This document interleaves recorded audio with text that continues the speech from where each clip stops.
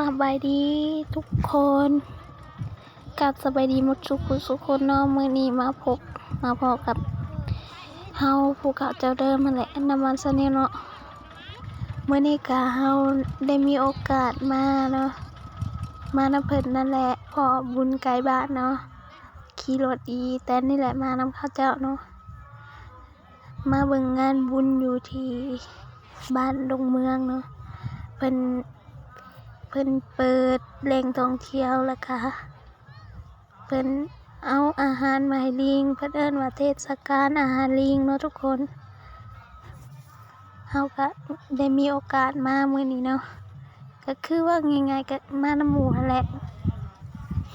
หมู่พามาก็เลยมาเพิ่นก็เฮ็ดแบบโบราณทุกคนเพิ่นก็สิมีเกียนมีหมากไม้เพราะว่าเทศกาลของลิงเนาะหลายคันเลยเพิ่นก็มีบทพรบทรำมีหลายอย่างเนาะแต่เฮาก็สิสามารถถ่ายได้แต่ส่ำนี้เนาะทุกคนเพราะว่าเฮาก็แล้วแต่ใจเพิ่นเมื่อเนาะเพิ่นเมื่อยามใดก็เมื่อนำเขาเจ้าเนาะอาจสิบ่ครบบ่จบเนาะทุกคนเฮาก็สิเก็บภาพบรรยากาศไปเรื่อยๆเนาะทุกคนอันนี้เพิ่นก็แห่งาน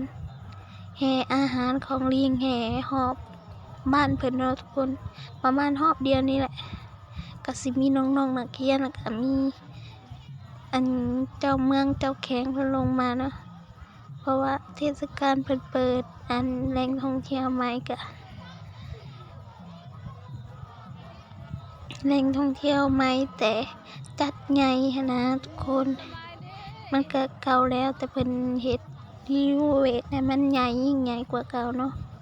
เพิ่นก็ลงมาจากเมืองจากแข้งนั่นแหละมาจัดงานบุญครั้งนี้เนาะนี่เพิ่นก็แห่นำคนกันไปยัดลิงยุ้มบ่ก็สิมีครูอาจารย์เนาะอันนี้ก็ทีมงานอีหยังนักพรจากบ้านใดแหละเฮาก็บ่ทันอ่านป้ายเพิ่นเนาะก็มีน้องๆนักเรียน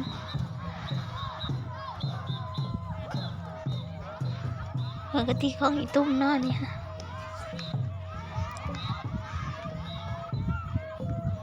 เพิ่นก็สิแห่ไปจนฮอดป่าดงเมืองพุ่นล่ะทุกคนก็สิแห่เข้าไปจนฮอดบ่อนให้อาหารของลิงพุ่นแหละเพิ่นก็สิมี2จุดอันนี้ก็คือนักเรียนพรของอีตุ้มหรืออีหยังเนี่ยเพิ่นก็สิมาประกวดกันแน่แต่ว่าตอนนี้เพิ่นก็พากันแห่ก่อนเนาะทุกคนเฮามาบ่ทันตอนเพิ่นพรหรืออีหยังนี่แหละเฮาก็มาบ่ทันถ้ามาทันตอนเพิ่นแห่เนาะก็เก็บภาพบรรยากาศไปได้เลยมันก็สิมีหลายบ้านเนาะเพิ่นลงมาประกวดเด้เพราะว่างานนี้งานเจ้าเมืองเพิ่นเป็นคนจัดเนาะเจ้าเมืองจำพรกับทางบ้านกับบ้านดงเมืองนี่แหละเนาะ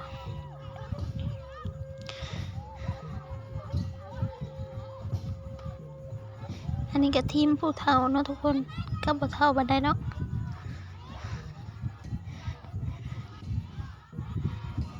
ทีมนี้จังแม่นงามเนาะเพราะว่าเพิ่นใส่สีเดียวกันเลย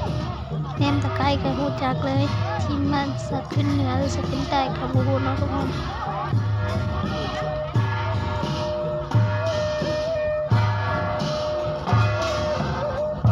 เพิ่นก็สีเดียวกันหมดทุกคนเนาะทีมเดียวแนมตะไคร้ก็คือรู้เลยเนาะ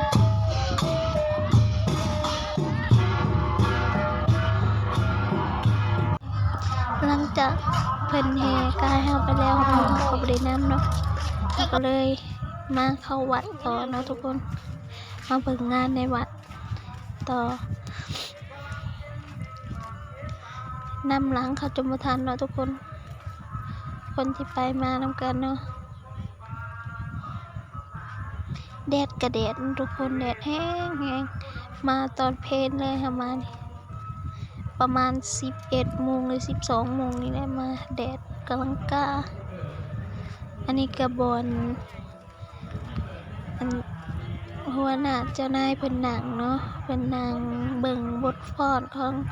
น้องๆนักเรียนนั่นแหละนี่ก็เป็นสถานที่ของเพิ่นฟ้อนเนาะแล้วก็สิมีป้ายเทศกาลของลิงเนาะเพิ่นติดป้ายขึ้นใหญ่ทุกคนเฮาก็เลยบ่กล้าเข้าไปถ่ายเนาะคนมันหลายเด้เฮาก็เลยย่างกายไปเบิ่งทางนอกนี่นะเบิ่งเพิ่นแห่เขาอันสวนลิงพุ่นแหละเนาะทุกคน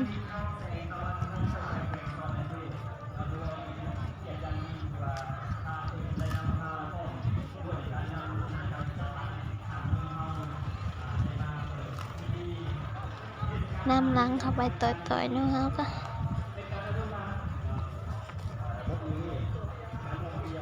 สงสารตัวเองเลยเนาะทุกคนแดดแห้งบ่ได้มีกันจองอีหยังเลยลูกกระแดดแม่กระแดดทุกคน